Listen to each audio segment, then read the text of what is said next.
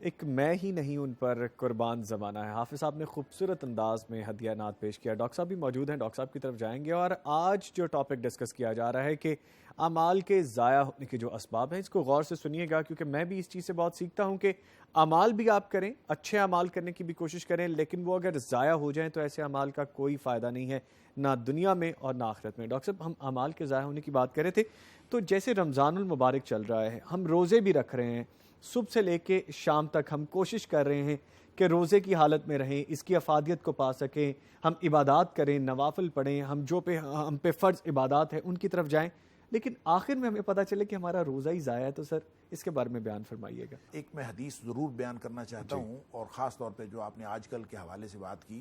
دیکھیں, نبی کریم صلی اللہ علیہ وسلم نے فرمایا کہ میری امت میں سے میں ایسے لوگوں کے چہروں کو پہچانتا ہوں کہ جو قیامت کے دن لائے جائیں گے اور ان کے پاس اعمال ہوں گے کامثالی جبالی تہامہ, تہامہ کے پہاڑوں جتنے بڑے بڑے اعمال ان کے پاس ہوں گے, اور تہامہ کے پہاڑ بہت اونچے اونچے پہاڑ ہیں. فرمایا کہ وہ اعمال لے کے آئیں گے, قیامت کے دن اللہ کے سامنے پیش ہوں گے, اور ان کے پاس اعمال ہوں گے تہامہ کے پہاڑوں کے برابر, لیکن فجعل اللہ ہباء منثورا, اللہ تعالیٰ ان کو گرد و غبار بنا کے اڑا دے. اللہ اکبر.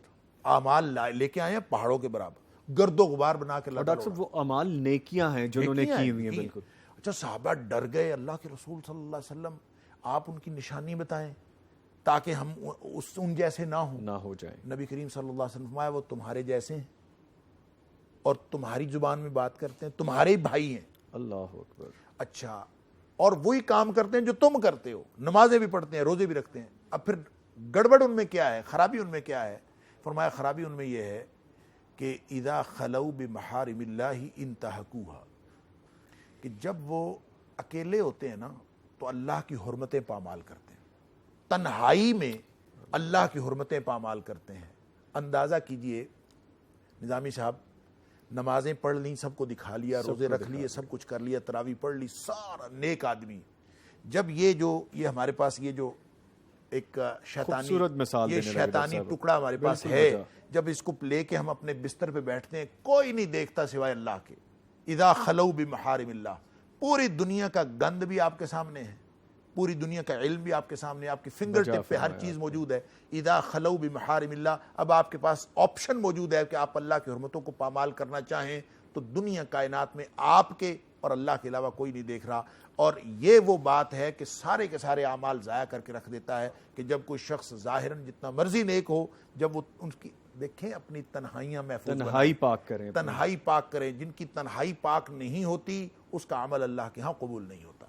بجا فرمایا آپ نے ڈاکٹر صاحب, کتنی باریک بینی کی بات ہے تنہائی پاک کرنے کے لیے. جیسا ہم اپنے اعمال کو بات کر رہے ہیں, اعمال کی طرف ہم جا رہے ہیں کہ اعمال ہمارے ضائع نہ ہو جائے. جیسا میں نے آپ سے بھی پوچھا کہ ہم روزے بھی رکھ رہے ہیں, ہم نمازیں بھی پڑھ رہے ہیں, ہم اچھے کام بھی کر رہے ہیں, لیکن اگر وہ ہمارے اعمال قبولیت کی طرف نہیں جا رہے, ہمیں افادیت نہیں مل رہی, جو اس کی اصل روح ہے اس کو نہیں پا رہے, تو ان اعمال کا کوئی فائدہ نہیں.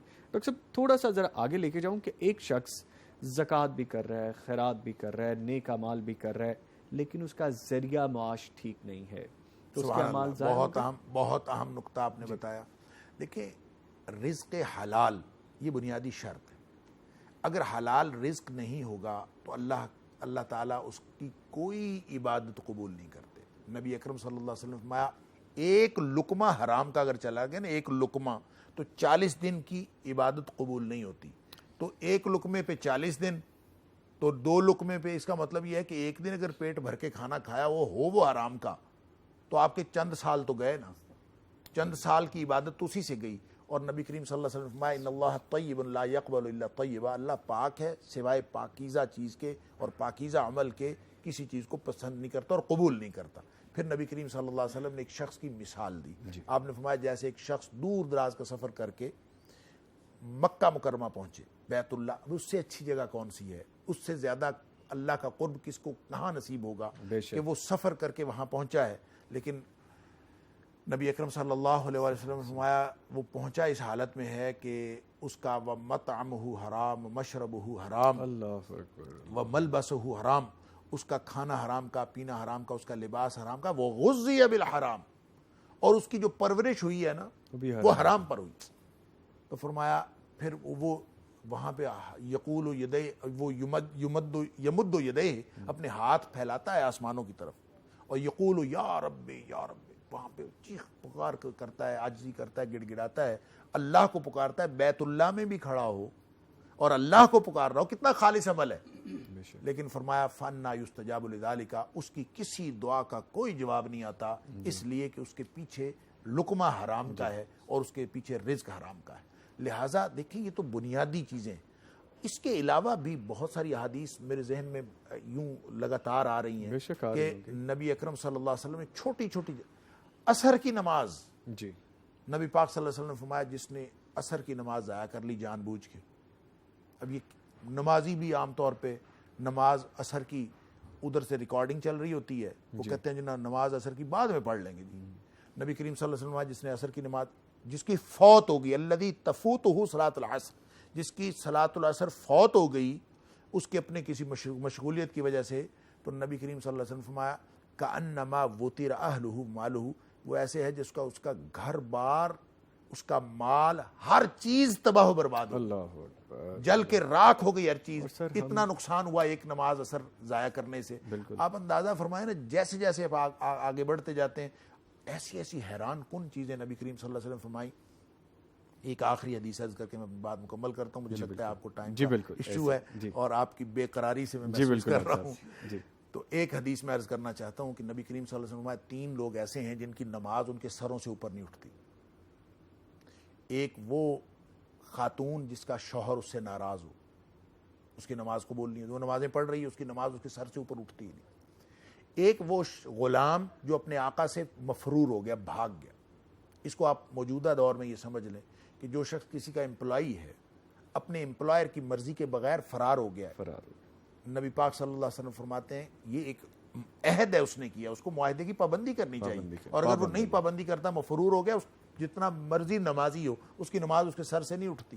اور تیسرا شخص نبی پاک صلی اللہ علیہ وسلم وَإِمَامُ قَوْمٍ وَهُمْ لَهَا كَارِهُونَ, کسی قوم کا امام کہ لوگ اس کو ناپسند کرتے ہیں اور وہ امامت وہ ڈنڈے کے زور پہ امام بنا ہوا ہے, نبی کریم صلی اللہ علیہ وسلم اس کی بھی نماز قبول نہیں ہوتی. اور اس طرح کی بہت ساری احادیث. اللہ تعالی ہم سب کو آمین اپنے اعمال کے بارے میں اس قدر فکر عطا فرمائے کہ ہم سوائے اللہ کے رسول صلی اللہ علیہ وسلم کی اطاعت کے اور اللہ کی اطاعت کے اپنی زندگی میں کسی اور چیز کو شامل نہ ہونے دیں.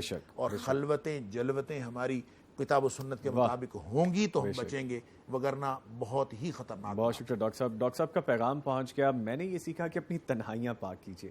ہماری تنہائی وہ ہے کہ جس میں ہمیں اور تو کوئی نہیں دیکھ رہا, لیکن جو سب سے بڑا دیکھنے والا ہے وہ ضرور ہمیں دیکھ رہا ہے. تو کیسے ممکن ہے کہ جو سب سے بڑا دیکھنے والا ہے, جس نے ہمارے اعمال اور سزا اور جزا کا معاملہ ہمارے سامنے رکھنا ہے, ہم اس تنہائی کو پاک نہ کریں؟ تو اپنے اعمال کو جانیے, اپنی نمازوں کو جانیے, اپنے روزوں کو جانیے, اور اپنے عام معاملات زندگی کو اتنے صاف کریں کہ آپ کو کل روز محشر میں اپنے جتنے بھی اعمال ہیں وہ ضائع ہوتے یا رائی کے پہاڑ کی طرح اڑتے ہوئے دکھائی نہ دیں. اس کے ساتھ ہی میں اجازت چاہوں گا. ڈاکٹر صاحب آپ کی تشریف آوری کا شکریہ, بڑی سیر حاصل گفتگو کی, اور آج ہم نے بھی بہت سیکھا, اور یقیناً میرے دیکھنے سننے والوں نے ضرور سیکھا ہوگا. حافظ صاحب آپ کے بھی آنے کا شکریہ. لیکن اس سے پہلے کہ میں اپنی اس ٹرانسمیشن کا اختتام کروں, حافظ صاحب سے میں گزارش کروں گا کہ ہدیہ نعت پیش کریں. حضور سا کوئی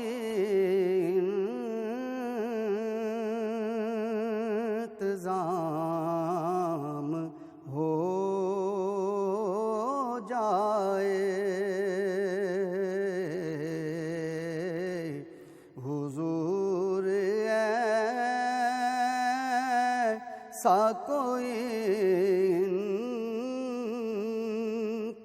انتظام ہو جائے, حضور ایسا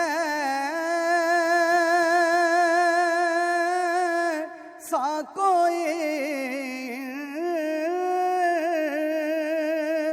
انتظام ہو جائے, سلام کے لیے حاضر غلام ہو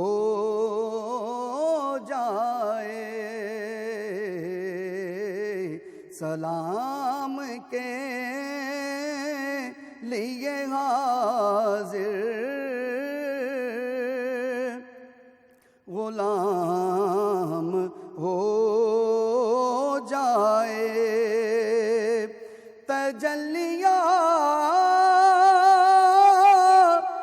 سے بھر لوں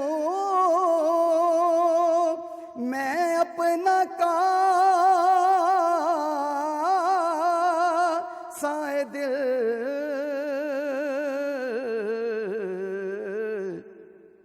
کبھی جو ان کی گلی میں قیام ہو جائے کبھی جو ان کی گلی میں قیام ہو جائے حضور آپ جو چاہیں تو کچھ نہیں مشکل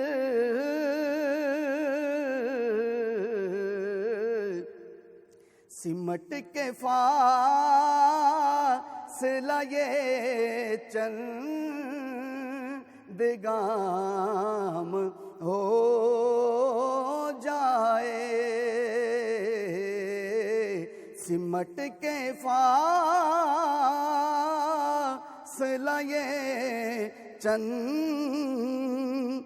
گام ہو جائے سلام کے لیے حاضر غلام